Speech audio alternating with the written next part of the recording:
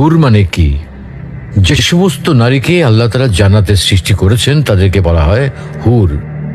জান্নাতের রমণীদের আল্লাহ তাআলা জান্নাতি পুরুষদের জন্য উপহার হিসেবে রেখেছেন।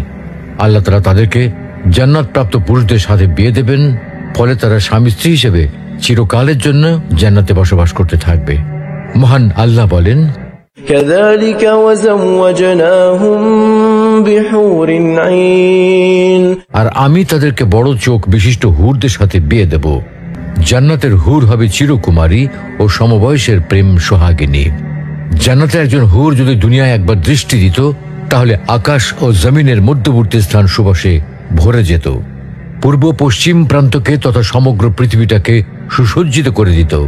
প্রতিটি চোখ সব জিনিস থেকে দৃষ্টি ফিরিয়ে তার দিকে চেয়ে থাকত এবং সৃষ্টিকুল আল্লাহর প্রশংসা ও বড়ত্ব বর্ণনা করত। জান্নাতি পুরুষেরা যখনই তাদের দিকে তাকাবে, আনন্দে মন ভরে যাবে। যখন কথা বলবে, ছন্দময় মিষ্টি কথা দ্বারা হৃদয় ভরে দেবে।